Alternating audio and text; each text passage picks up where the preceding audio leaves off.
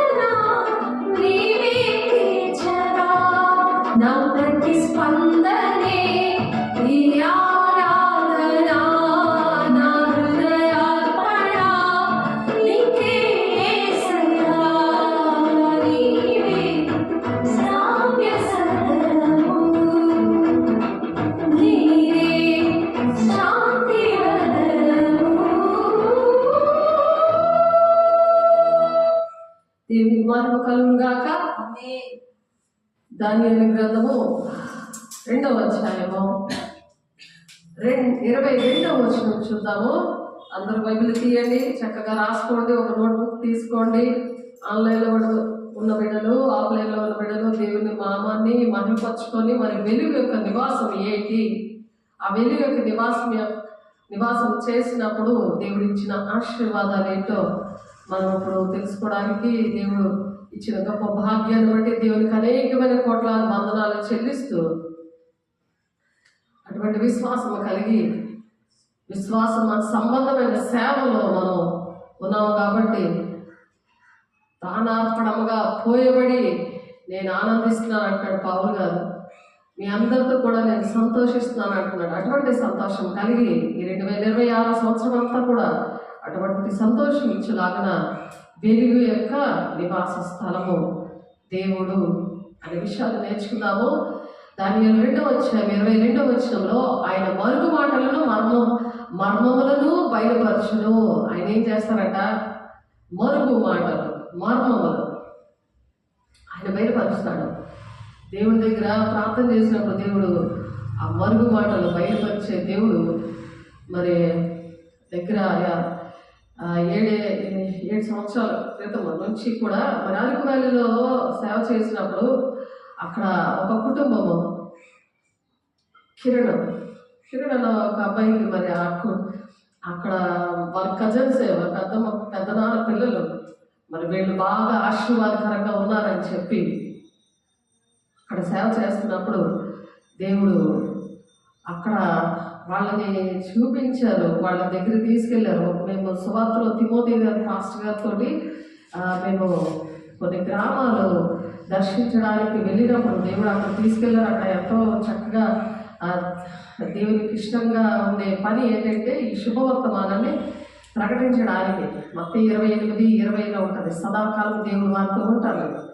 కాబట్టి అలాగా చేస్తున్నప్పుడు అక్కడ మీటింగ్ అయిపోయిన తర్వాత భోజనాలు అన్నీ అయిపోయాక వీళ్ళ ఇంటిలో మమ్మల్ని స్టే చేయడానికి నా భర్తనే నన్ను అక్కడ తీసుకెళ్ళినప్పుడు దేవుడు ఈ మర్మమైన విషయాలు అక్కడ బయలుపరిచారు.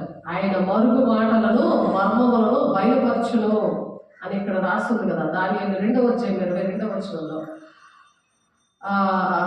అలా బయలుపరిచిన దేవుడు ఇప్పుడు కూడా అటువంటివి ఇంకా నువ్వు బయలుపరచమని కొంతమంది కోసం ప్రార్థన చేసినప్పుడు దేవుడు అటువంటి బిడ్డలు మరి 11:30కి ఫోన్ చేశారు, మరి ఉదయం ఫోన్ చేశారు. అటువంటి బిడ్డలు అక్కడ ఏ గృహంలోనైతే దేవుడు కార్యాలు చేశారో వాళ్ళు మర్చిపోయినప్పటికీ కూడా వాళ్ళ బాధలో ఉన్నప్పుడు దేవుడు వాళ్ళు మళ్ళా మరి నన్ను కలవడానికి మరి విజయనగరం వచ్చారు. దేవునికి మహిమ కలుగును గాక, తీసుకొచ్చారు అలాగా.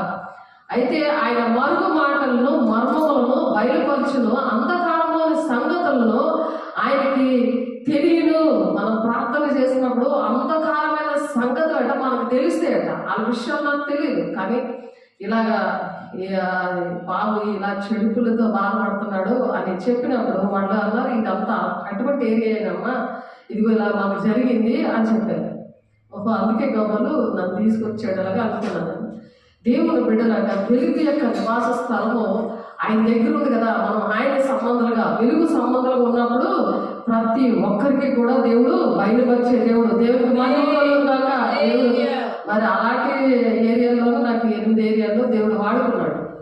మరి అది అంత అద్భుతకరమైన విషయమో పోనే ఏదేదో ఏరియాలో వాడుకోవచ్చు కదా. దేవుడు మరి పేదలకు సువార్త మనం ప్రకటించడానికి అభిషేకించాను. చెరలో ఉన్న వాళ్ళు, బంధకాల్లో ఉన్న వాళ్ళు విడిపించడానికి నేను అభిషేకించిన దేవుడు ఆ చెరలో ఉన్న వాళ్ళని కాడి మీద మేకలు తీయడానికి నేను అభిషేకించానని చెప్పిన దేవుడు మరి అటువంటి ప్లేసుల్లోనే నన్ను వైజాగ్ నుండి అలాగా 8 ఏరియా విజయనగరం నుండి అలాగా దేవుడు వాడుకున్నాడు.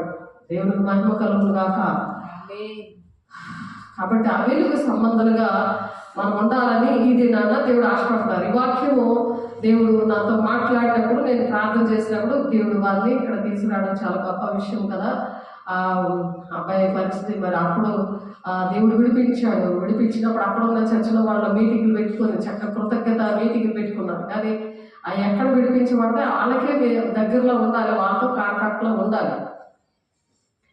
వాళ్ళతో కాంటాక్ట్లో ఉండి మన బాబు చదువుకోలేని పరిస్థితి, కాలేజీలో ఫస్ట్ ర్యాంక్ ఇంటర్లో ఫస్ట్ ర్యాంక్ వచ్చింది ఆ బాబుకి. అసలు చదివిందే గుర్తుండదు, అసలు ఎగ్జామే పాస్ అవ్వడం. అలాంటిది మరి విజయనగరం వచ్చి అక్కడ కాలేజీలో చదివి మరి రోజు నైట్ టైం కూడా ప్రార్థన చేయించుకొని మరి నైట్ ప్రార్థన చేయించుకొని మరి చదువుకొని కూడా అప్పుడు ర్యాంక్ వచ్చింది, చక్కటి ర్యాంక్ వచ్చింది. ఆ పిల్లడికి చక్కగా ఉన్న బిడ్డని మళ్ళీ దుష్టుడు ముట్టడం జరిగింది. పుట్టినప్పుడే కదా గుర్తొస్తారు మనుషులు. కృతజ్ఞత లేకుండా ఉన్నప్పుడు దేవుడు కృతజ్ఞత కలిగించే దేవుడు, వెలుగు సంబంధాలుగా మళ్ళీ తీర్చిదిద్దే దేవుడు, ప్రతి పాపాన్ని దోషాన్ని క్షమించే దేవుడు. ఆ దేవుడు, ఆ గొప్ప దేవుడు ఆ విధంగా దేవుడు కార్యాలు చేయడానికి మన మధ్యలో ఉన్నాడు. దేవుడికి మహిమ కలుగును గాక. అయితే అటువంటి వారట ఆ, ఏంటంటే యెహోవా కొరకు యెహోవా నా కొరకు పొంచి ఉన్న వారిని బట్టి నీతి అనుసారంగా నన్ను నడిపించును, నాకు స్పష్టంగా కనపరచుము అని ప్రార్థన చేశాడు. నాకు స్పష్టంగా కనపరచండి నాయన అని చెప్పి దావీదు భక్తుడు మరి కీర్తన 5వ అధ్యాయము 8వ వచనంలో యెహోవా నా కొరకు పొంచి ఉన్నవారిని అంటే దుష్టుడు పొంచి ఉండి అలాంటి పనులు చేస్తాడు, మనుషులనే దూరిపోతాడు. అది 2000 దయ్యాలు పట్టిన మరి సేనా దయ్యాలు పట్టిన ఆయన ప్రార్థన చేసినప్పుడు ఎక్కడ పొమ్మన్నాడు, ఆ ప్రార్థన చేసే ఆ దయ్యాలు మేము ఎక్కడికి వెళ్ళిపోవాలి, మా టైం ఇంకా రాలేదు, మా టైం ఇంకా రాలేదు, అలాంటప్పుడు ఎలాగా మీరు మమ్మల్ని పంపించేస్తున్నారు అని చెప్పి అంటున్నప్పుడు, ఎలా పంపించేస్తున్నారు అని అడిగినప్పుడు ఎలా పంపించేస్తున్నారు అని దెయ్యాలు ప్రార్థన చేస్తున్నాయి. మమ్మల్ని ఇప్పుడు మా టైం ఇంకా రాలేదు అని చెప్తున్నాయి ఆ దెయ్యాలు.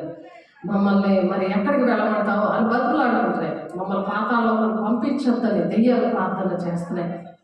వెంటనే ఆ పందుల దగ్గరికి పంపించేసినప్పుడు దేవుడు ఆ పందులు అన్నీ కూడా వెళ్ళిపోయి ఆ సముద్రంలో పడిపోతాయి. కాబట్టి ఆ విధంగా దేవుడు ఏం చేస్తారంటే, యెహోవా నా కొరకు పొంచి ఉన్న వారిని బట్టి నీతి అనుసారంగా నన్ను నడిపించానంటే ఆ విధంగా నడిపిస్తాడు. నాకు స్పష్టంగా కనపరచుము అని మనం ప్రార్థన చేసినప్పుడు అటువంటి విషయాలన్నీ కూడా దేవుడు ఏం చేస్తాడు, బయలుపరుస్తాడు మనకి. లేకపోతే మనకి బయలుపరచు, మనం ఏమి చేయలేము. అటువంటి పాపంలో శాపంలో ఉన్న వాళ్ళని, మన కుటుంబంలో ఉన్న వాళ్ళని, ఇరుగు పొరుగు వాళ్ళని, మన బంధువుల్ని మనం రక్షించుకునే బాధ్యత ఉంది కదా. ఏదో మొక్కుబడి కింద వెళ్ళి వచ్చి దండం పెట్టేసుకొని అక్కడ పాటలు పాడేసి ఏదో దేవుడు మాటలు వేసి వచ్చేసేది కాదు కదా. మన దేవుడు తెలుసుకున్నాక మనం పనులు చేయాలా, లేకపోతే ఇంకా పాలు తాగే పరిస్థితుల్లోనే ఉండాలా? చెప్పండి, పాలు తాగే పరిస్థితిలో ఉంటామా? హెబ్రీయుల పత్రికలో ఉంటుంది 5వ అధ్యాయం 12వ వచనంలో, మీరు కాలం బట్టి చూస్తే మీరు బోధకులై ఉండవలసి వచ్చి ఉండగా మీకు మరలా మూల పాఠాలను నేను మరలా మీకు బోధించవలసి వచ్చింది. మీరు పాలు తాగవలసిన వారే కానీ బలమైన ఆహారము మీకు తగదు అంటున్నాడు. ఎందుకంటే మీకు జ్ఞానేంద్రియాలు లేవు కాబట్టి. జ్ఞానేంద్రియాలు అంటే దేవుని యొక్క మర్మాలు తెలియబడడానికి వెలుగు సంబంధులుగా లేరు. వెలుగు యొక్క నివాస స్థలమైన ఆయన యొద్ద ఉన్నది అంటున్నాడు. ఆయన యొద్ద ఉంది అంటే ఆయన దేవుడు మనలో ఉండాలంటే వాక్యము బాగా సత్యవాక్యాన్ని మనము వినాలి. సత్యవాక్యం ఏం చేస్తుందంటే స్వతంత్రులుగా చేస్తుంది. అది స్వతంత్రులుగా చేస్తుంది. నువ్వు ఎవరి మీద డిపెండ్ అవ్వకుండా దేవుడి మీదే డిపెండ్ అయినప్పుడు, దేవుడి దగ్గర మొరపెట్టినప్పుడు నా కొరకు పొంచి ఉన్నారు దేవా అని దావీదు భక్తుడు ఎలాగైతే కన్నీరు విడిచి తన పాపమును ఒప్పుకొని తన అభిషేకుడే దేవుని బిడ్డే, కానీ నేను దేవుని బిడ్డనే అనుకోలేదే, ఆయన ఆ కళ్ళ ద్వారా పాపం చేసినప్పుడు ఊయే వారిని చంపించాడు. మరి ఆ అభిషేకుడే దేవుడి పనిలో లేకుండా ఆ మేడ మీద ఎక్కినప్పుడు దేవుడు ఆ వెలుగు యొక్క నివాస స్థలము ఆయన యొద్ద లేదు. అప్పుడు పాపం చేసిన వాళ్ళకి మనం రోజు కూడా ప్రార్థన సహవాసం రొట్టిపిచ్చుటని ఎడతక్కున్నప్పుడు ఆ వెలుగు యొక్క నివాస స్థలము అనే దేవుడు అనే వాక్యము మన ఒంటిలో ఉన్నది. ఆ వాక్యమే మనకి ఆధారం, వాక్యమే మనల్ని బ్రతికిస్తుంది. వాక్యమే అది పాల వంటిది, జుంటి తేనె వంటిది. మరి ఆ తేనె వంటిది ఆహారము ఎంత బలమైనది. అది తేనె చాలా బలమైనది, కాస్ట్లీ కదా. మరి దేవుడు ఇంకా దాన్ని సృష్టించిన దేవుడు ఇంకా కాస్ట్లీగా మనకి ప్రతిదీ కూడా ప్రతి బంధకాలను విడిపించే వారిగా మనల్ని నిలబడతాడు కదా. అటువంటి అభిషేకము ఇస్తాడు కదా. కాబట్టి మరియు పాలు త్రాగు బ్రతువాడును శిశువే గనక నీతి వాక్య విషయంలో అనుభవం లేని వాడే ఉన్నాడు. నీతి వాక్యము ఒకటి ఉంది. నీతి వాక్యం ఏంటి? నువ్వు నీతిగా పరిశుద్ధంగా బ్రతకాలని ఆశపడుతూ ఉంటాడు దేవుడు. దేవుడు నమ్మేసుకున్నావు కదా, పర్వాలేదు అని చిన్నప్పటి నుండి కూడా ఇంకా చచ్చిపోయే వరకు నువ్వు చర్చికి వెళ్ళిపోతూ ఉండడమే కాదు, ఏ పనులు చేస్తావు, ఎన్ని ఆత్మలు రక్షించావు, ఎంతమందికి నువ్వు మేలుకరంగా ఉన్నావు, నీ వెలుగుని వాళ్ళ మీద ఎంతమంది మీద ప్రకాశింప చేసామని దేవుడు అడుగుతాడు. అటువంటి వారినట ఫిలిప్పీలు 2:16 ఉంటుంది, అట్టి జీవము అట్టి జనము మధ్యను మీరు జీవవాక్యమును చేత పట్టుకొని లోకమందు జ్యోతుల వలె కనబడుచున్నారు అంటున్నారు. అట్టి జనుల మధ్యన ఎలా ఉంటారంట? మీరు జీవవాక్యమును చేత పట్టుకొని లోకమందు వాక్యమును చేత పట్టుకుని లోకమందు జ్యోతుల వలె కనబడుచున్నారు. అందువలన నేను వ్యర్థముగా పరిగెత్తలేదని, నేను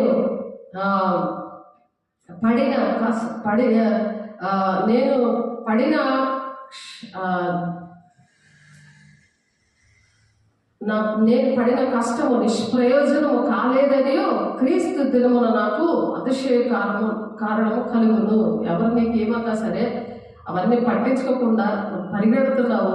ప్రతి దినము కూడా దేవుని బిడ్డల విషయంలో మరి వాళ్ళకి దేవుని మాటలు చెప్పాలని, వాళ్ళు ఏ బాధలో ఉన్నారో, ఏ బంధకాల్లో ఉన్నారో, ఏ నామకార్థమైన జీవితాల్లో ఉన్నారో, ఏ అబద్ధ బోధకులతో చిక్కబడిపోయి ఉన్నారో, భ్రమపరిచే ఆత్మతో ఆ భ్రమలో బతికేస్తున్నారో, తండ్రి చిత్తాన్ని నెరవేర్దామనే జ్ఞానం లేకుండా ఉన్నారో, అలా టైం పాస్ చేస్తూ వాళ్ళ రాజ్యాలు వాళ్ళు కట్టేసుకుంటున్నారో, అటువంటి వారి విషయంలో మీరు పాలు త్రాగవలసిన వారే కానీ బలమైన ఆహారం మీకు తాగదనేస్తున్నాడు ఆయన.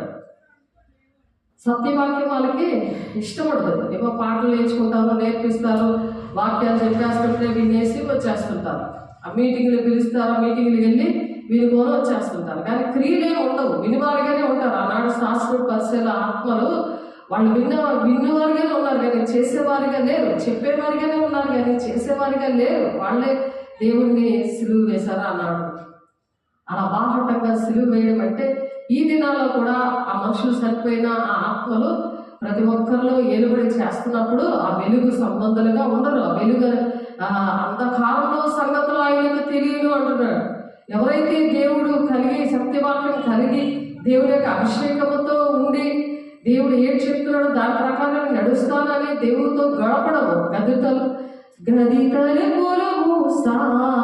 దేవా నా అది తలుపులు తెరిచాను ప్రభువా అనే మనం మత్తి 6వ అధ్యాయంలో గది తలుపులు మూసి దేవునితో మనం గడపాలంటున్నాడు. రహస్యమందున్న దేవునితో మనం గడపాలని దీని ముందు మెసేజ్లో చెప్పుకున్నాము.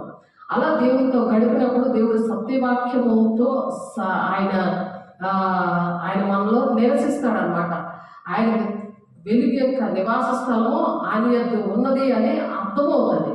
అప్పుడు ఆయన మరుగు మాటల మర్మాలు మనకు బయలుపరుస్తూ ఉంటాడు అనమాట. మర్మాలు బయలుపరుస్తాడు. 1 కొరింథీ 14వ అధ్యాయము 2వ వచనంలో భాషలతో మాట్లాడుతుంటే అది దేవుడితోనే మాట్లాడుతున్నారు, వీళ్ళు మర్మాలు పలుకుతున్నారు అని ఉంది అక్కడ వాక్యం. దేవుని అభిషేకంతో ఉన్నవారు భాషలతో మాట్లాడతారు, పరిశుద్ధాత్మ పొందుకున్నవారు భాషలతో మాట్లాడతారు. మరి ఆ భాషలు మనుషులకు అర్థమవు, దెయ్యాలకు అర్థమవు. కాబట్టి దేవునితో డైరెక్ట్గా మాట్లాడుతున్నప్పుడు ఆ వెలుగు ఏంటంటే వారిలోని ఆ అంధకారంలోని సంగతులు ఆయనకి తెలియజేస్తాడట. దేవుడు అటువంటి మనుషులకి తెలియజేస్తాడు. తెలిసి వెలుగు యొక్క నివాస స్థలము ఆయన యొద్ద ఉంది అని గుర్తుపెట్టుకొని ఇంకా మనుషుల మీద ఆధారపడతారు, దేవుడితో గడుపుతారనమాట. దేవుడికి ఇష్టం ఉంటారు. దేవుడికి మహిమ కలుగును గాక. మరియు పాలకురాలు ప్రతివాడితో శిశువే గనుక నీతి వాక్య విషయంలో అనుభవం లేని వాడే ఉన్నాడు. వయసు వచ్చి వారు అభ్యాసం చేత మేలు కీడులు వివేచించుటకు సాధకము చేత మేలు కీడులు వివేచించుటకు సాధకము చేయబడిన జ్ఞానేంద్రియాలను కలిగి ఉన్నారు కనుక బలమైన ఆహారము వారికి తగను. ఈ జ్ఞానేంద్రియాలు అంటే దర్శనము, ప్రవచనము, దేవుడు టచ్ చేస్తే అర్థమడు, సాతాను టచ్ చేయకుండా తను తాను భద్రం చేసుకోవడం, ఇటువంటివి చేస్తారు. ఈ జ్ఞానేంద్రియం లేని వాళ్ళు ఏదో దండం పెట్టుకొని వచ్చేయడమే, ఏదో వినేసి వచ్చేయడమే అంతే. కానీ అది కొంతకాలమే. పాలు తాగిన పిల్లలు అలా వింటుంటారు కానీ వాళ్ళు ఏ పనులు చేయలేరు కదా. చేయగలరా? బలమైన ఆహారం వాళ్ళు తినగలరా? అలాగే చిన్న పిల్లల టైప్లోనే జీవితం అంతా ఉంది దేవుని రాజ్యానికి. మరి వెళ్తారా? అటువంటి వారు దేవుని రాజ్యానికి వెళ్ళలేరు.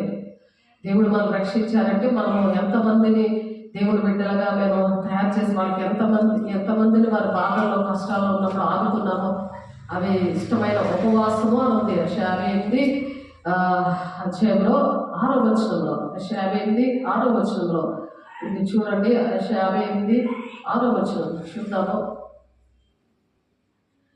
యెషయా గారు ప్రవచిస్తారు. ఇష్టమైన ఉపవాసం అంట ఆయనకి ఇష్టమైన ఉపవాసాలు ఉంటారు. ఏంటంటే భూ సంబంధమైన కావాలని ఉపవాసం ఉంటారు.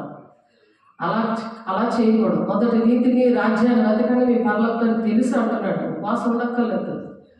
నువ్వు నీతిని రాజ్యాన్ని వెతకాలి. ఎప్పుడు దేవునితో గడిపి ఆ వెలుగు స్థానము నువ్వు సంపాదించుకోవాలి. ఆ వెలుగు అనే దేవుడు అనే వాక్యాన్ని నీ హృదయంలో భద్రపరచుకోవాలి. ఆమేన్. యెషయా 58:6 దుర్మార్గులు కట్టిన కట్లను విప్పుటయు కాడిమాలి మేకులు తీయటయు బాధింపబడిన వారిని విడిపించుటయు ప్రతి కాడిని విరగొట్టుటయు నేను ఏర్పాటు చేసిన ఉపవాసం కదా అంటున్నాడు. అది ఉపవాసం. చెట్లు పెడితే ఈ విధంగా ఇటువంటివన్నీ కూడా ఇవి విరగొట్టాలి, ఆ మేకులు తీయాలి. అంటే ఆ వెలుగు సంబంధాలు ఉన్న వాళ్ళు చేయగలరు. అలాగా అటువంటి మర్మాలు దేవుడు బోధించే దేవుడు. అటువంటి మర్మాలు బోధించి వాళ్ళని విడిపించే దేవుడు. అటువంటి గొప్ప సాక్ష్యాలు దేవుడు మరి ఎన్నో ఇచ్చాడు దేవుడు. అటువంటి విషయాల్లో దేవుడు ఆ పిలుపు దర్శనం మీద అటువంటి ఏరియాలోనే దేవుడు వాడడానికి ఇష్టపడ్డాడు దేవుడు. అటువంటి వారినే మళ్ళా తీసుకొని వచ్చాడు.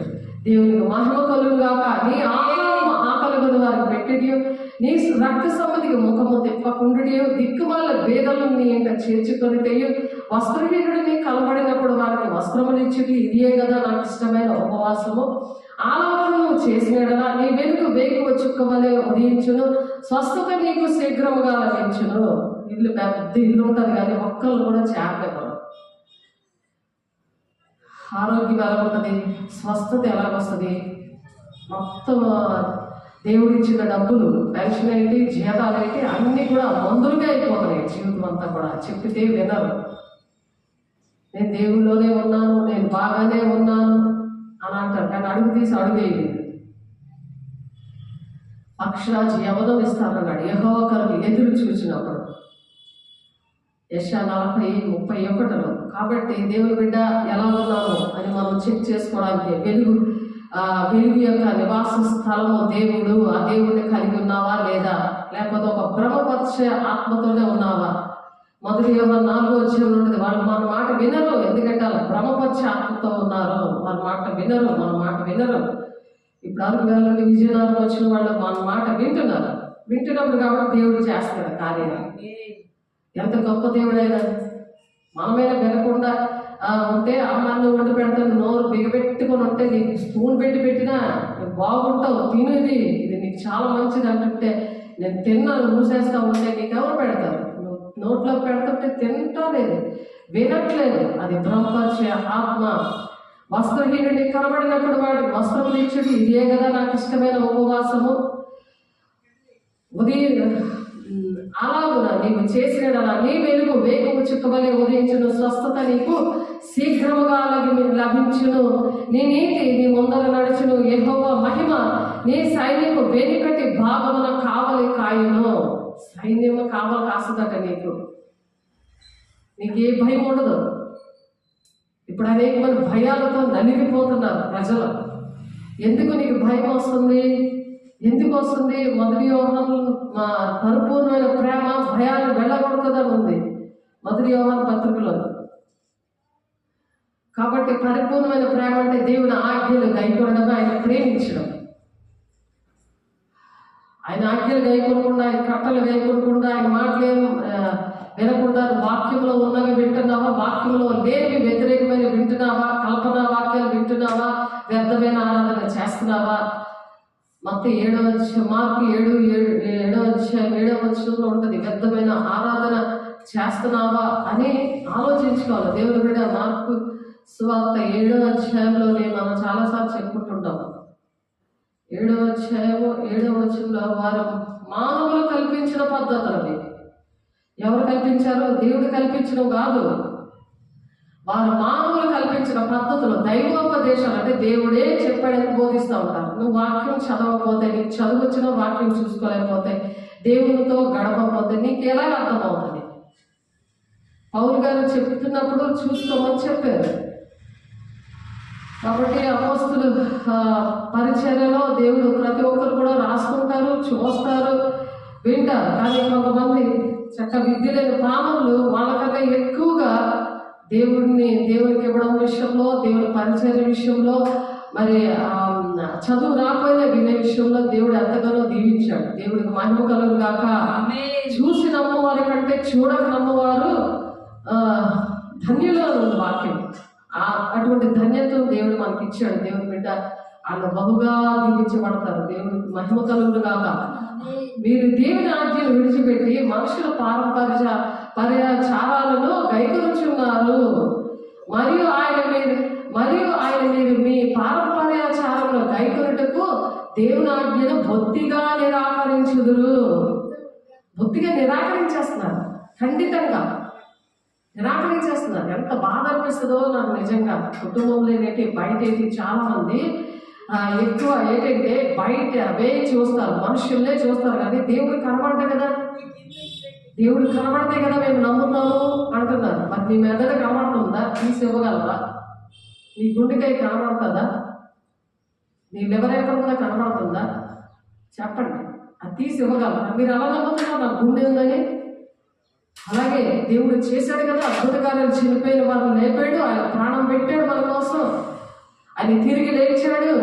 ఆయన సన్నిధిని ఎందుకు అనుభవించలేకపోతున్నారంటే దేవుడు వాక్యం అనే ఖడ్గము వారి దగ్గర లేదు. దేవుని ఆజ్ఞలు పాటించట్లేదు. కల్పనా కథల వైపు తిరుగుతున్నారు, వ్యర్థమైన ఆరాధన చేస్తున్నారు, వారి పెదవులతో గనపరుస్తున్నారు. కానీ వారి హృదయము నాకు దూరంగా ఉంటుంది. నన్ను వ్యర్థంగా ఆరాధిస్తానని వ్రాయబడినట్లు వేషధారులైన మిమ్మల్ని గూర్చి యెషయా ప్రవచించినది సరే అంటాడు. ఎన్ని సంవత్సరాల క్రితము యెషయా గారు ప్రవచించారు ఈ విషయం. ఆలోచించండి. పాత నిబంధనలో ప్రవచించినవి నూతన బంధంలో జరుగుతున్నాయి. అవి మరి ఎంచి దినాలు అందరి మీద ఆత్మలు కుమ్మరిస్తారంటాడు. మీ యవనులు దర్శనాలు చూస్తారు, వృద్ధులు కలలు అంటారు, మీ కుమార్తెలు ప్రవచిస్తున్నారంటే అది లేనే లేదు బోధలో. అటువంటి కార్యాలే లేదు. ఎంచి దినాల్లో ఉపాసాలు ఉండక్కర్లేదు. దేవుని దగ్గర కనీసం దేవుని వాక్యానికి లోబడితే చాలు, దేవుని దగ్గర కన్నీరు కాల్స్తే చాలు, దేవునితో ఆ గది తలుపులు మూసుకుని దేవా నాతో మాట్లాడు, నాకు ఈ సమస్య ఉంది, నువ్వు మాట్లాడితే నేను బ్రతుకుతానని దేవునితో నువ్వు పెట్టుకుంటే చాలు. కానీ తల్లిదండ్రులు పట్టుకుంటారు పిల్లలు, తల్లిదండ్రులేమో మరి ఇంకొకరు కాళ్ళు పట్టుకుంటారు. కానీ దేవుడి కాళ్ళు పట్టుకోవడానికి ఇష్టం లేదు. మనుషులంటే పరిగెడుతున్నారు, కానీ దేవుని దగ్గర కూర్చుందాం ఒక నిమిషం లేదు. బిజీ లైఫ్ అయిపోయింది. మరియు ఆయన మీరు మీ పారంపర్యాచారాల గైకొనుటకు దేవుని ఆజ్ఞ బొత్తిగా నిరాకరిస్తున్నారు. ఎందుకంటే మంచి పేరు కావాలి, పొగడాలి, నన్ను అందరూ పొగడాలి అనే పిచ్చి పెట్టింది ఒక్కొక్కరికి.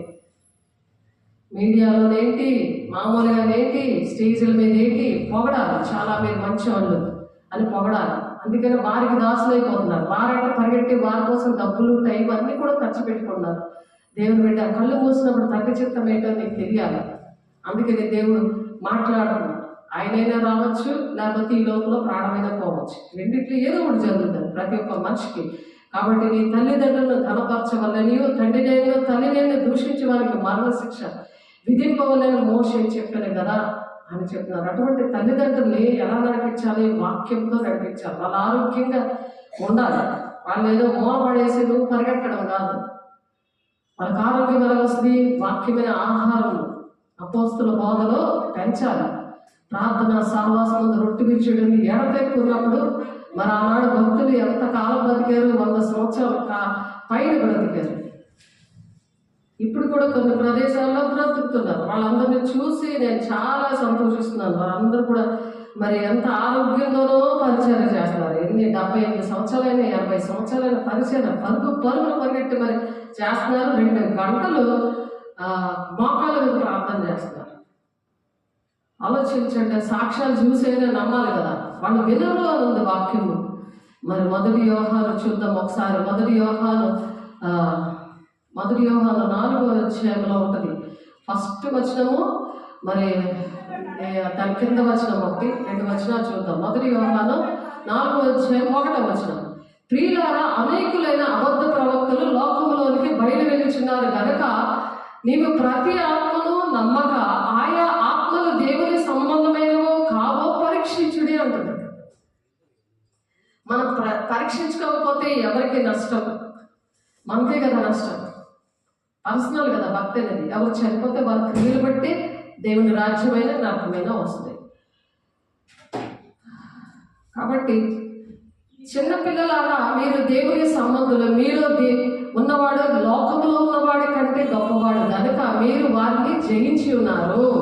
దేవుని పిల్లలు చిన్నపిల్లలాంటి మనసు ఉంటుంది. వాళ్ళు తిట్టేసిన వాళ్ళు ఏమన్నా, దేవుడు నాకు రెండింతల ఆశీర్వాదం ఇచ్చాడు, నా నిమిత్తం జనులు మిమ్మల్ని నిందించి హింసించి చెడ్డ మాటలు పలికితే మీరు ధన్యులు, సంతోషించి ఆనందించండి, మీ పరలోకమందు మీ ఫలం అధికమగును అని వాళ్ళకి తెలుసు కాబట్టి సైలెంట్గా ఉంటారు. వాళ్ళు చిన్నపిల్లల మనసు. దేవుని ఆత్మతో ఉన్నవాళ్ళు, వాళ్ళ వెలుగు సంబంధాలు, వెలుగు యొక్క నివాస స్థలము వాళ్ళలో ఉంటుంది. కాబట్టి ఆ దేవుడు వాళ్ళలో ఉంటాడు. కాబట్టి దేవుడు మరి మాంత్రికుడా, దయ్యాలు పట్టినోడా అని చెప్పి దేవుని ఎంత రిజెక్ట్ చేసిన పరబ్బాయ మాకు కావాలి, యేసేని సిలువేయండి అని అద్భుతకార్యాలు చేసిన నోర్లే అలా అరిచినప్పుడు దేవుడు చిన్నపిల్లలాగే సైలెంట్గా ఉన్నాడు. అటువంటి చిన్నపిల్లలాంటి మనసు మనం కలిగి ఉన్నప్పుడు ఎలా ఉంటామంట? వెలుగు యొక్క నివాస స్థలము మనలో ఉంటుంది. మనం కూడా అలాగే కోపం రాదు మనకి. మనం వాళ్ళ అన్న మాటలకి రియాక్ట్ అయిపోయాము, సైలెంట్గా ఉంటాం. కాబట్టి చిన్నపిల్లలారా, మీరు దేవుని సంబంధులు, మీలో ఉన్నవాడు లోకంలో ఉన్నవాడి కంటే గొప్పవాడు కనుక మీరు వారిని జయించి ఉన్నారు. వారి మీద జయిస్తాడంట దేవుడు. యుద్ధం యెహోవాదే. దేవుడు వింటున్నాడు కదా ప్రతి విషయాలు. మనకి 3:16 ఉంటుంది. ఇద్దరు దేవుని బిడ్డలు మాట్లాడుకుంటున్నాడు, వింటున్నాడట. అది గ్రంథంలో రాస్తాడు ఆయన. కాబట్టి లోకంలో ఉన్న వాళ్ళకంటే ఆయన గొప్పవాడు. కాబట్టి వాళ్ళ లోక సంబంధులు కనుక లోక సంబంధులైనట్లు వాళ్ళు మాట్లాడతారు. లోకము వారి మాట వినరు. వాళ్ళ మాట లోకస్తులే వింటారు. అలాంటి మాటల కోసమే పరిగెట్టేస్తున్నారు. కానీ మనము దేవుని సంబంధము, దేవుని ఎరిగిన వాడు మన మాట వినును.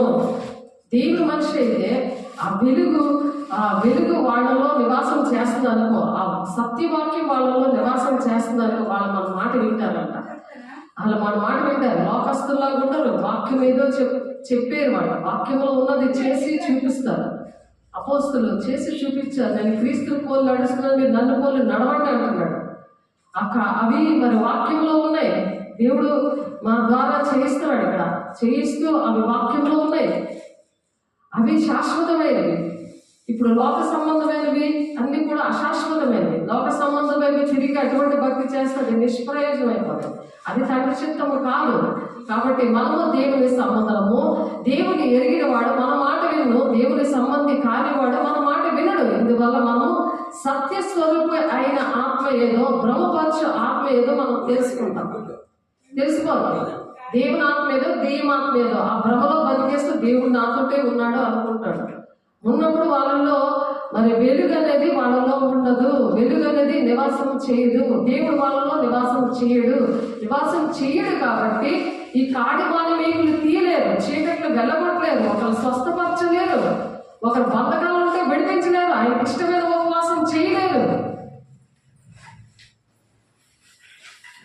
ఏమి తిందమా, ఏమి త్రాగుదమా, ఏమి పూజిద్దామా అని చింత పెట్టుకోవద్దు. మొదటి నీతిని రాజ్యాన్ని వెతకండి, మీకు ఏది కావాలో మీ పరలోకం తెలుసు అంటాడు. అన్ని జనంలో మీరు అలా చెయ్యొద్దు అంటుంటే అవే ఆరాధన చేస్తున్నారు. అటువంటి పద్ధతుల్లోనే చూసుకొని అటువంటి పేర్ల కోసం పరుగులు తీసుకున్నారు. కానీ పర్సనల్గా దేవుని దగ్గర గది తలుపులు మూసుకొని దేవుడితో గడుపుదాము, దేవుని యొక్క అభిషేకము పొందుకుందాము, ఆయన నాలో ఉన్నాడా లేదా అని చెక్ చేసుకుందామనే జీవితం రాలేదు. దేవుని బిడ్డలారా, ఒకసారి ఆలోచించండి. దేవుడు గది తలుపులు మూసుకొని ప్రార్థన చేయండి. ఇవన్నీ ఉన్నాయా, నాతో ఉన్నాయా లేదా, రాబోయే సంగతులు దేవుడు బయలుపరిచే దేవుడు. రాబోయే సంగతులన్నీ కూడా బయలుపరుస్తాయి. ఎక్కడ ఏది జరుగుతాయి కూడా దేవుడు బయలుపరిచే దేవుడు. ఇప్పుడు అటువంటి భయంకరమైన దినాలలో మనం ఎంత దేవునికి దగ్గరగా ఉండాలి. మనుషుల మీద ఆధారపడతామా, ఇంకా దేవుని మీద ఆధారపడకుండా మనుషులు ఏం చెప్తారో అది వింటామా? దేవుడు సూటిగా మాట్లాడతాడో అది వాక్యంలో ఉందో లేదో మనం చూసుకోవాలి. అప్పుడు దేవుడు మాట్లాడాడు అది అర్థమవుతుంది. లేకపోతే అది వెలుగుదూత వేషం వేసుకొని కళల్లో మాట్లాడుతుంది, డైరెక్ట్గా మాట్లాడుతుంది, స్వరంతో మాట్లాడుతుంది. కాబట్టి వాక్యం అనే దేవుడు కలిగి ఉంటేనంట వెలుగు యొక్క నివాస స్థలము దేవుడు అని అర్థమవుతుంది. ఆ వెలుగు సంబంధులుగా మనం ఉండాలని దేవుడు ఆశపడి దేవుడు చెప్తున్నాడు. దేవుడు బిడ్డ ఇప్పుడు అపోస్తుల కార్యం 10వ అధ్యాయంలో ఒకసారి చూద్దాము. అపోస్తుల కార్యం 10వ అధ్యాయంలో అపోస్తులైన పౌలు మరి బోధలో దేవుడు పెంచుతున్నాడు. ఆ బోధలో దేవుడు ఎఫెసీ 4:13 ఉన్నట్టుగా దేవుడు పిలిచాడు. ఆ వాక్యం పట్టుకొని దేవుడు పిలిచి ఆ కార్యాలు కూడా దేవుడు చేపిస్తున్నప్పుడు ఎంతో ఇష్టంగా చేయడానికి దేవుడు సహాయం చేస్తున్నాడు. అది ఇష్టం అవ్వాలి కదా, ఇష్టం అవుతేనే కదా చేయగలరు, లేకపోతే చేయలేరు కదా.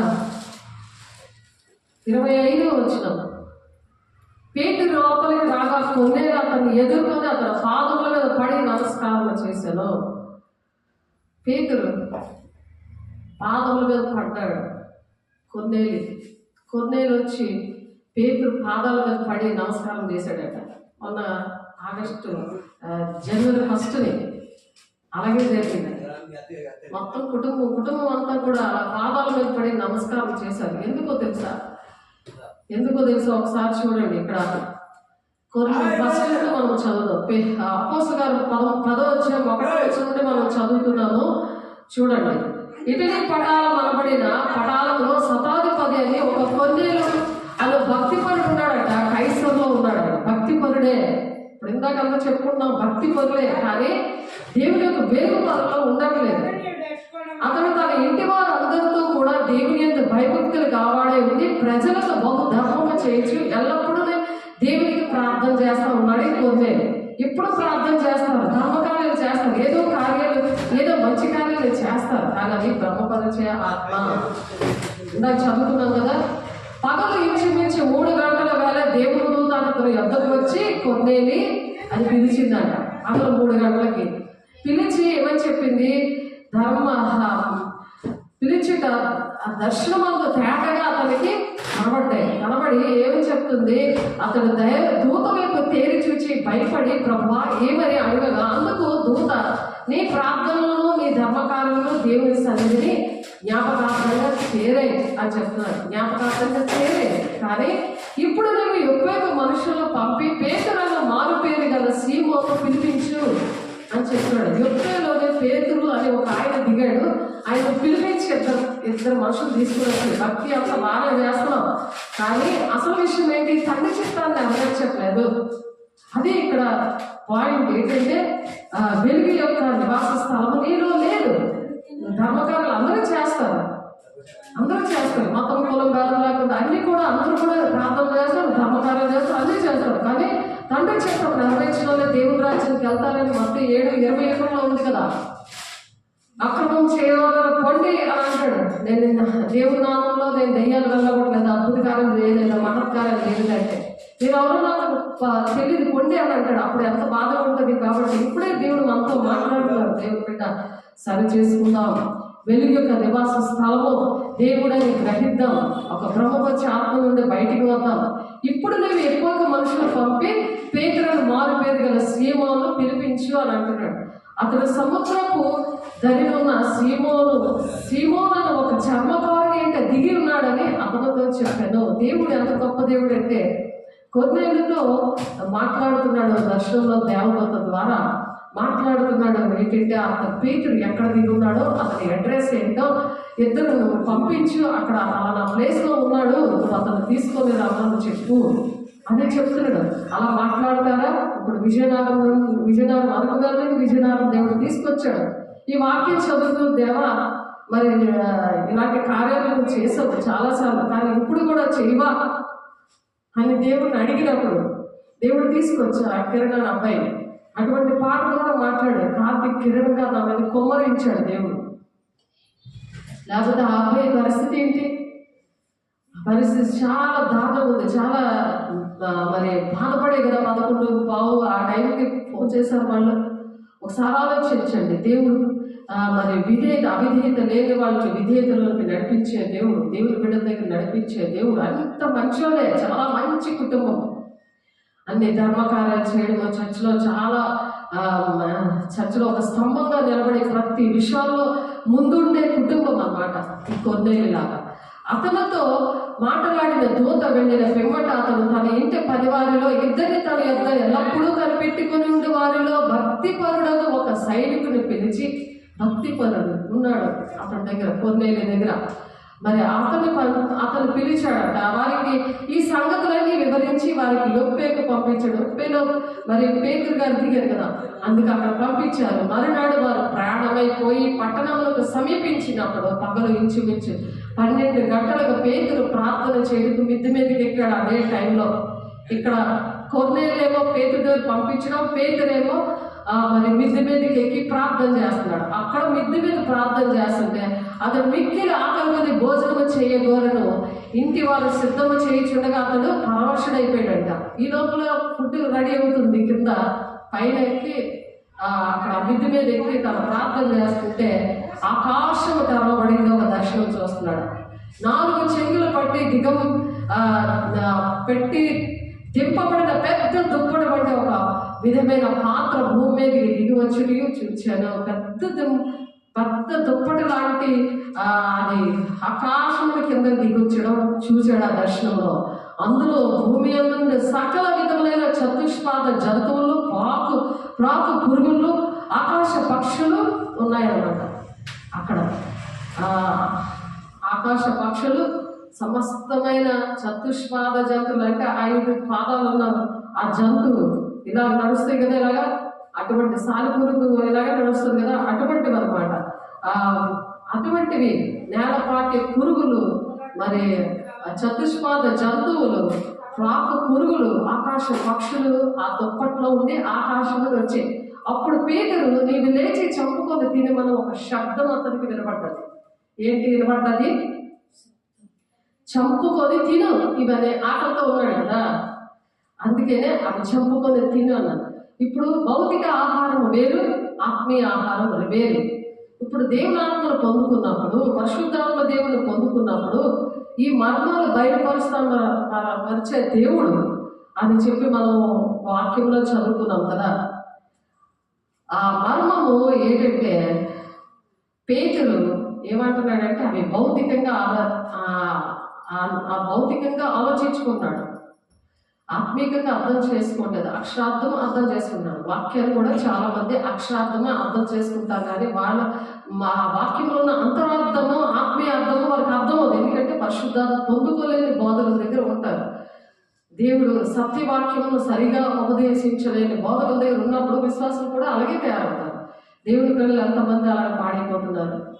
జనాలకు కావాలి కానీ మనుషులు శిష్యులుగా చేయమని చెప్పారు కదా దేవుడు. మత్తయి 28వ అధ్యాయంలో శిష్యులుగా తయారు చేయమన్నాడు కదా. 18, 19 వచనాల్లో సర్వలోకానికి వెళ్ళి సువార్తను ప్రకటించడానికి శిష్యులు తయారు చేయమన్నాడు. ఆ విశ్వాసం పోగేయమని చెప్పలేదు దేవుడు. అయితే పేతురు, వద్దు ప్రభా, నిషిద్ధమైనది, అపవిత్రమైనది ఏదైనా నేను ఎన్నడూ తినలేదని చెప్పగా దేవుడు పవిత్రము చేసిన వాటిని నువ్వు నిషిద్ధమైన వాటినిగా ఎంచవద్దని మరలా 2వ మారు ఆ శబ్దం అతనికి వినబడదు. నేను పరిశుద్ధపరిచాను కదా, ఇది అపవిత్రమైనది, నిషిద్ధమైనదని నువ్వు చెప్పొద్దు అని దేవుడు మళ్ళా పలికాడు. ఆ స్వరం విన్నప్పుడు అలా 3 మారు జరిగిన 3 సార్లు చెప్పాడు. అలా చెప్పినప్పుడు వెంటనే ఆ పాత్ర ఆకాశంలోకి ఎత్తబడిందంట. వెంటనే ఆకాశానికి ఎత్తబడిపోయింది. పేతురు తనకు కలిగిన దర్శనం ఏమయ్యుండునో అని తనలో తనకు ఎటు తోచక ఉండగా అవి తినేవని చెప్పలేదు దేవుడు. ఇవి తిను అని అంటే దాని అర్థం ఏంటంటే ఎవరైతే పేదలు సువార్త మనం ప్రకటించడానికి నిన్ను అభిషేకించిందని చెప్పారు కదా, చెరలో ఉన్న వాళ్ళు, బంధకాల్లో ఉన్న వాళ్ళని మరి అభిషేకించి పంపించాడు కదా. ఆ ప్రజలు ఎక్కడ ఉంటారు? చెరలో ఉన్న వాళ్ళు, బంధకాల్లో ఉన్నారు, మాస్ ఏరియాలో ఉంటారు. ఆ చెట్లు చిలకలు మరి ఇవన్నీ ఎక్కడ పెడతారు? చీకటి సంబంధాలే పెడతారు. అటువంటి ప్లేసుల్లోకి వెళ్ళమని అర్థం. అది ఆత్మీయ అర్థం. అది మర్మాల దేవుడు బోధిస్తాడు, బోధించిన వారికి అర్థం అవుతుంది. వాళ్ళు దేవుడి మాటలు వింటారు. బుద్ధిలేని పామర్లైనా వేసే శిష్యులు అలాగైతే విన్నారో అలా వింటారు. కానీ అహంకారంతో, ధనాపేక్షతో మరి క్రమపరిచే ఆత్మ ఉన్న వాళ్ళు వినరు. అది మనం ఇప్పుడు వాక్యంలో తెలుసుకుంటున్నాం.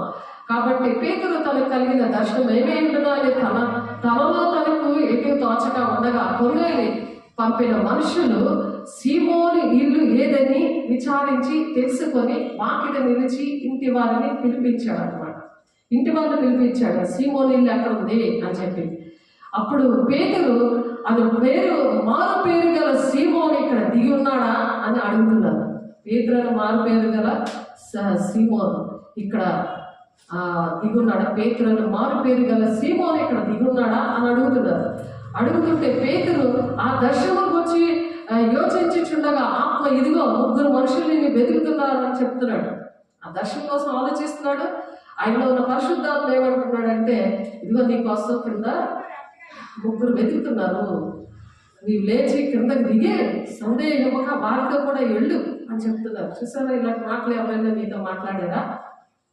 అలాంటి ఆత్మ నడిపింపు ఉందా? అది సత్య బోధ అంటే. అవి నేర్పిస్తున్నాడు మాకు. అపోస్తుల బోధ అంటే అది. వాళ్ళు బ్రహ్మపక్ష ఆత్మ ఉన్న వాళ్ళు అవి వినరు, వాళ్ళకి ఇష్టం ఉండదు. ప్రార్థన ఎందు సావాసం ముందు రొట్టె తెరచడం ఇష్టం ఉండదు. ఆ విషయాలు చెప్తున్నప్పుడే యోహాను సువార్త 6వ అధ్యాయం 66వ వచనంలో యేసయ్య విడిచిపెట్టి వాళ్ళు వెళ్ళిపోతారు. కఠినమైన మాటని యేసయ్యనే విడిచిపెట్టి వెళ్ళిపోయారు. వాళ్ళు ఎప్పుడు కూడా యేసయ్యకి రాలేదు. కాబట్టి ఆలోచించండి, వాక్యానుసారంగా నడుస్తున్నాం లేదా, తండ్రి చిత్తాన్ని నెరవేరుస్తున్నాం లేదా అని ఈ అంచెదినాలా మనం తెలుసుకోవాలి. పేతురు ఈ దర్శనం గురించి యోచిస్తున్నప్పుడు దేవుడు ఏం చెప్పారు? నేను వారిని పంపినాను, అతనితో చెప్తున్నాడు. నేను పంపాను అని చెప్తున్నాడు. నేను రాత్రి ప్రార్థన చేయడము, దేవుడు అక్కడ నుండి పంపడము, మరి ఉదయం రాత్రి ఫోన్ చేయడం, ఉదయం ఫోన్ చేయడం జరిగింది. ఇప్పుడు వాక్యం అవ్వగానే నేను వాళ్ళ కలవడానికి వెళ్ళాలి. చూడండి, దేవుడికి మహిమ కలుగును గాక. మనం చెప్పడమే కాదు, క్రియలు కూడా చేపిస్తాడు దేవుడు. దేవుని ఆత్మ లక్షణాలు అవి. వాక్యం చదవడం చెప్పడమే కాదు, శాస్త్ర పరిశీలన చెప్పే కాదు, అది చేయలేదు. దేవుని ఆత్మ కాదది, బ్రహ్మపరిచిన ఆత్మ, దేవుని సిలిపేసిన ఆత్మది. ఇప్పుడు మనం చెప్పాలి, చెయ్యాలి, క్రియలు కూడా చేయాలి, దేవుని సాక్షిగా నిలబడాలని దేవుడు కోరుకుంటూ, దేవుడు ఈరోజు వెలుగు యొక్క నివాస స్థలము దేవుడే అని రుజువుపరుస్తున్నాడు. దేవుడికి మహిమ కలుగును గాక. పంపేమానని ఆయనతో చెప్పాడు. చెప్పి పేతురు ఆ మనుషులకి దిగి వచ్చి, ఇదిగో మీరు వెతుకుతున్నవాడు నేనే అని చెప్పుకుంటున్నాడు. మీరు వచ్చి నా కారణం ఏంటి అని అడుగుతున్నాడు. అందుకు వారు నీతిమంతుడును, దేవునికి భయపడేవాడును, యోధా జనులు అందరి వల్ల మంచి పేరు పొందినవాడునైనా శతాధిపతి కొర్నేలని ఒక మనుష్యుడున్నాడు. అతడు నిన్ను తన ఇంటికి పిలవనప్పించి నీవు చెప్పు మాటలు వినవలనని పరిశుద్ధ దూతల వల్ల బోధింపబడినని చెప్పింది. అప్పుడు అతను వారిలో లోపలికి పిలిచి ఆతిథ్యం ఇచ్చారంట. మరునాడు అతను లేచి వారితో కూడా బయలుదేరాడు. ఎప్పేవారైన కొందరు సహోదరులు వారితో కూడా వెళ్ళారు. మరునాడు వారు కైసర్లో ప్రవేశించారు. అప్పుడు కొన్నేళ్ళు తన బంధువులు, ముఖ్య స్నేహితులను పిలిపించి వారి కొరకు కనిపెట్టుకొని ఉన్నారు. పేతురు లోపలికి రాగా కాళ్ళ మీద పడిపోయారు. పేతురు కాళ్ళ మీద పడిపోయారు. చూడండి, కొన్నేళ్ళు ఎంత భక్తిపరుడు, ఎంత ధర్మకార్యం చేసిన వాడికి అర్థం లేదు. దేవుని ఆత్మ లక్షణాలు అర్థం లేదు, తండ్రి చిత్తం అర్థం లేదు. పేతురు మరి దేవుని మాటలకు లోబడ్డాడు. ఆ ప్రార్థన చేసుకుంటున్నప్పుడు దేవుడు ఆ నిషిద్ధమైనది నేను తినను ప్రభా, నా తొత్తు ప్రభా అంటే 3 సార్లు దేవుడు మాట్లాడి మరి మనుషులు పంపించి అక్కడ కొన్నేళ్ళతో మాట్లాడాడు, ఇక్కడ పేతురుతో మాట్లాడాడు. దేవుడు ఇక్కడ కార్యం చేశాడు. పాదముల మీద పడి నమస్కారం చేశాడు. అందుకు పేతురు, నువ్వు లేచి నిలువు, నేను కూడా నరుడినే అని చెప్పి అతను లేవనెత్తాడు. అతనితో మాట్లాడుచు లోపలికి వచ్చి అనేకులు కూడి ఉండటం చూచి అప్పుడు అతడు అన్య జాతి వారిలో సహవాసము చేయటి అయినను, అట్టి వాడిని ముట్టుకొనటి అయినను యూదునికి ధర్మము కాదని మీకు తెలియను. అయితే ఏ మనుషులను నిషేధించదగిన వాడిని చెప్పకూడదని దేవుడు నాకు చూపించాడని చెప్తున్నాడు. చాలా మంది మతాలు, కులాలు, భేదాలని చెప్పి దూరం పెడుతుంటారు. వాళ్ళు ముట్టుకోకూడదు అంటారు కదా. ఆ విషయమే బయటపరిచాడు పేతురికి. అలాంటి ఏరియాలోనే నన్ను తీసుకొచ్చాడు. నువ్వు ఇక్కడ చేయలేవని నా కుటుంబం అంతా చెప్పినా సరే, నా కుటుంబం నాకు సహకరించకపోయినా నన్ను నిలబెట్టుకున్న దేవుడికి మహిమ కలుగుగాక. అలా పేతురు నిలబెట్టాడు. ఇక్కడ ఆలోచించండి, మీరు మిమ్మల్ని నిలబెట్టడా? దేవుడు మాట పెడితే దేవుడు తండ్రి చిత్తం ఏంటో అర్థమైందా? అయితే ఏ మనుషులను నిషేధింపదగిన వాడనైనను అపవిత్రుడని అయినను చెప్పకూడదని దేవుడు నాకు చూపించాడు. ఎవరు అపవిత్రుడు కాడు, దేవుని బిడ్డలాలు ఆడ విషయంలో. కాబట్టి నన్ను పిలిచినప్పుడు అడ్డమేమీ చెప్పక వచ్చింది కనుక ఎందు నిమిత్తము నన్ను పిలువని అనిపితిరో దాన్ని గురించి అడుగుచున్నానని వారితో చెప్పాడు. ఎందుకు పిలిచారు నన్ను? దేవుడు నాకు ఈ విషయం చెప్పాడు, అందుకే నేను వచ్చాను. అందుకు కొన్ని 4 దేవుల కిందట పగలు 3 గంటలు మొదలుకొని ఈ వేళ వరకు నేను ఎంట ప్రార్థన చేయించుండగా ప్రకాశమైన వస్త్రము ధరించిన వాడప్పుడు నా ఎదుట నిలిచి, కొన్నేది నీ ప్రార్థన వినబడను, నీ ధర్మకార్యంలో దేవుని సముఖమందు జ్ఞాపకం ఉంచబడి ఉన్నావు కనుక నీకు ఒప్పేకు వర్తమానం పంపి పేరులను మారుపేలుగా సీమోను పిలిపించు. అతను సముద్రము ధరిన్న చర్మకారుడైన సీమోనేట దిగున్నాడని చెప్పాడు. వెంటనే నిన్ను పిలిచిదని నీవు వచ్చితివి, మంచిది, ప్రభు నీకు ఆజ్ఞాపించినవన్నీ వినిటికై ఇప్పుడు మేమందరము దేవుని ఎదుట ఇక్కడ కూడి ఉన్నామని చెప్పారు.